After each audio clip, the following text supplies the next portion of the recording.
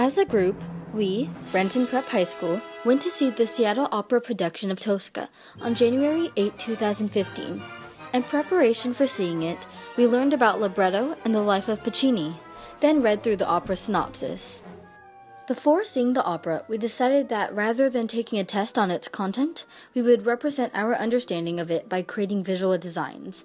These designs had to be about Tosca, represent the selected scene, be unexpected, have meaning and purpose, fit under a size constraint, and include at least 2 different types of media, unless approved ahead of time. Media is like material, so we were required to use at least 2 materials to construct our designs, like marker and pen, for example. It was optional, but we could also show a deeper understanding by relating Tosca to topics that still surround us and affect us today. Each student selected a scene that they wanted to pay particular attention to visually represent. As a class, we discussed visual designs and then started to research different styles of visual art and graphic design for inspiration, such as Dada, negative space, cut paper, and watercolor.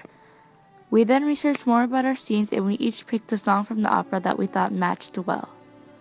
You will now see a series of images of each student's design along with a description explaining what scene in the opera it represents and its meaning and purpose in the form of an audio.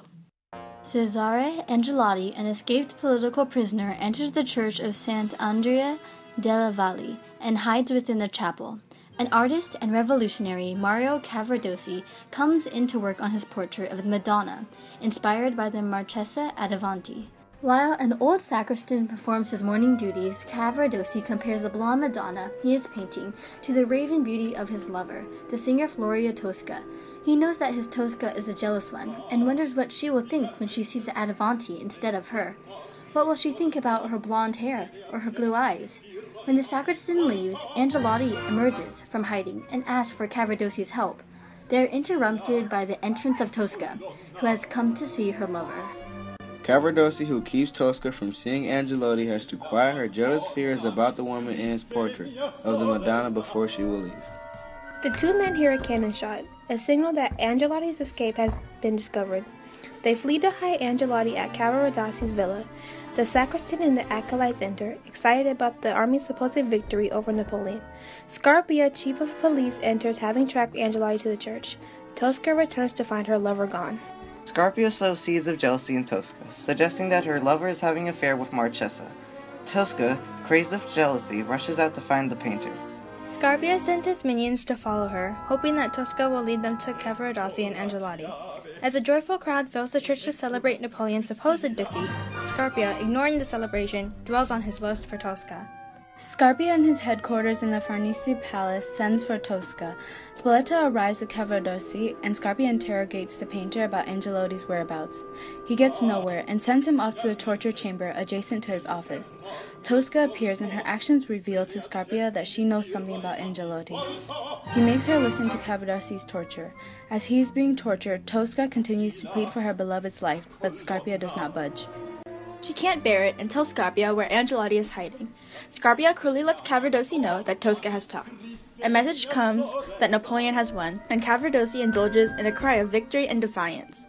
Cavaradossi is dragged to prison, and Tosca is left to bargain with Scarpia for her lover's life. Scarpia suggests that Tosca yield herself to him in exchange for the painter's freedom. Tosca fights off Scarpia and prays to God for help, but eventually she agrees to Scarpia's demands in exchange for a mock execution and a safe conduct pass for her and Cavaradossi. After he has written the pass, Tosca stabs Scarpia and rejoices in his death. Before dawn on the roof of the castle Sant'Angelo, Cavaradossi writes of his love for Tosca. Tosca arrives at the prison with a safe conduct letter and tells Cavaradossi how she killed Scarpia. She then instructs him to feign death before the execution squad. After Mario hears how Tosca was able to free him, he was overjoyed, yet still saddened. His lover's sweet, gentle, and soft hands killed a man for the sake of his life. The soldiers come, they shoot. Cavaradossi falls. Tosca waits until the soldiers leave, rushes to Cavaradossi and finds that Scarpia has thwarted her. The bullets were real and Cavaradossi is dead. Out of a great heartbreak, she throws herself over his body and weeps. Cries are heard from a distance when Scarpia's body is discovered. Spoletta and his officers arrive to arrest Tosca for Scarpia's murder. She evades them, and with one last cry she says, "Scarpia, we will meet before God," and plunges to her death.